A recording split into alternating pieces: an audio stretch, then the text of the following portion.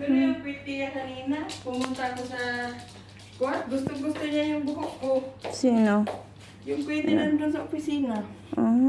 Sabi niya, hello, hello. Ang ganda daw ng kulay ng buhok ko, sabi niya.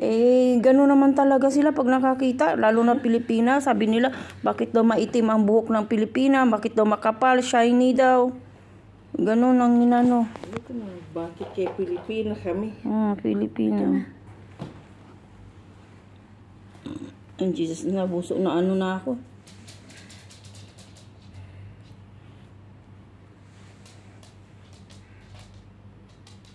Nagkapareho tayo ng kulay, Daya.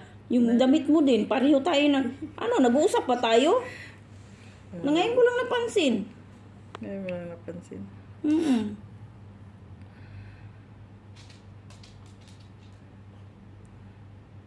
Hi, guys! Biglang nasa palagkalagit na, nag-hi guys now. Mamaya ko na lang yan, voice record ko na lang.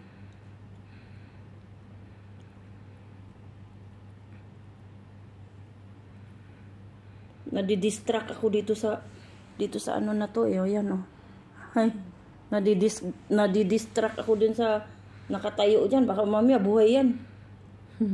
Yung pala nakatingin lang sa atin, nakasmile pa. Ano, vampira lang? Naku, Diyos ko po. Meron kayang ganun. Pag ganyan na parang mayroong sinapian siya, ganun. Meron kayang ganun, Day. Naniniwala ka sa mga ganyan? Hindi.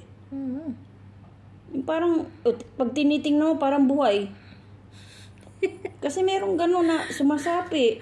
Tinatakot mo naman ang sarili mo. Ay, ako hindi ko masyado naniniwala kasi sa mga ano, be. Sabi kasi ng tatay ko dati, pag namatay daw siya, gagawa daw siya ng paraan. Ulimbawa daw, magiging ibon, parang magiging langaw. Sabi ko, pa, ay langaw pa, kaya mapatay ka na ako. Patay na gani ka, tapos mo, pati yun, napog ka na ako, noon sana, na double dead na, yung ging na. Sinabi talaga niya sa akin. Huwag naman yung langaw. Sinabi nga niya sa ako, kaya daw siya, basta gagawa siya ng paraan, para daw makadalaw doon siya sa mga apo niya. Sabi mo, ay, laglangaw pa. Ging na dyan ako siya na, ay lang dyan langaw kay, noon sana. Mapalo ka na, wala na, sabi ko, na. Patay na nga patay. Na double din nga, pati nakatawa noon, sige kit-kit o ka ng saging ba kay, magsige mami kaon. Mahilig man kami sa saging dalawa. Nagmana yata ako talaga sa kanya. Tapos kain kami, tapos nagkape siya ba. Aperti yun ng bahikik in taon. Kanagong kape gun niya, nagsudipan god. Kaya gusto niya na double dead ka pa. Namatay naman siya god na itong 2014 siya. Nagpala dako sa mga anak na ako. Pero akong bana ba, sus Ginoo ko, wala man lang, di man lang na-appreciate yung ano niya. Kung pag natutulog yung anak ko, mayroong gatas sa gilid para kunin na lang ng anak ko. Tapos yung daddy ng mga bata, nasa Manila, nag-work. Wala. Tapos samantalang sa kanya, pininturahan niya ang bahay ni Papa, kasi pintor nga si Papa. Hindi man lang siya nagbigay ng pamasahe. Paunang umuwi ng Zamboanga. Ako pang nagbigay na nasa Dubai ako. Hindi siya nagbigay. Sabi ko, ay nako.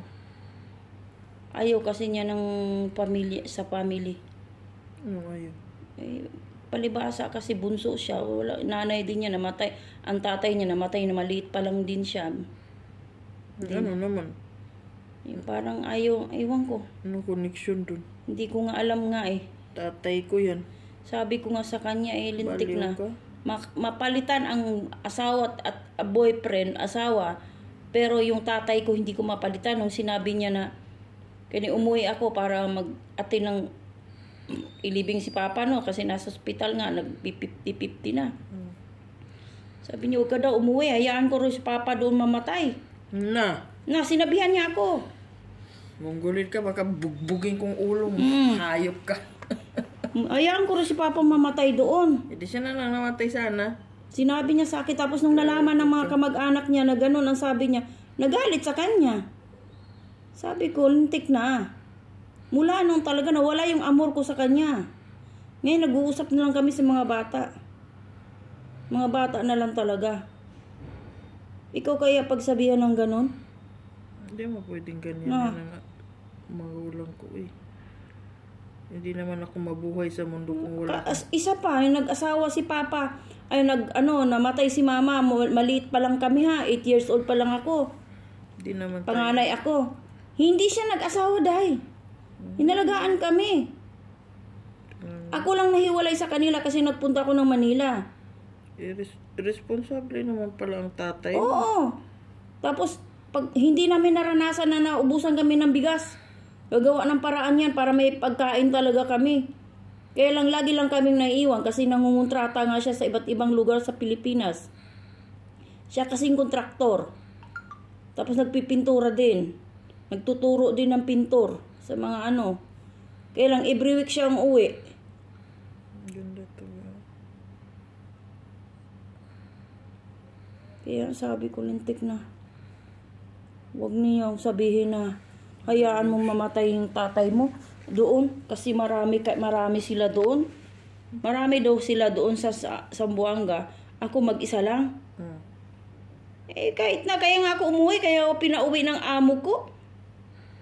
Kasi doon sa Dubai, may 1 buwan pa ako para 1 taon.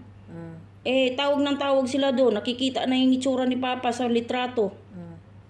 Pinauwi na ako ni Mama Kabir. Kasi nag-aalaga ako kay Mama Kabir. Ala yun. Diyos ko po. Tapos sasabihin, hindi rin ako nakauwi, Day. Hindi rin ako nakauwi. Pinadala ko na lang yung pera. Tama-tama naman, namatay din yung uncle ko before si Papa. Nakilibing din ako noon. Nakagat pala ako ng lamok na dengue ako. Yun. Pag uwi kong galing sa Manila kasi yung uncle ko sa Bulacan, sa Malabon. Umuwi ako ng Isabela. Diretso na ako sa ospital. Kasi ang taas ng lagnat ko. Hindi na ako bumaba sa bahay. Kasi isang bayan pa bago bayan ko namin tapos bago yung ospital na Tapos na ospital na ako. After 1 week naman ako na ospital doon, inoperahan naman ako sa dede. Yun na yun. Kaya namatay si Papa. After 1 month, wala pang 1 month, ako naman naoperahan. Guys, tingnan nyo guys, oh. Oh, di ba? Ganda. No. May glitter ba?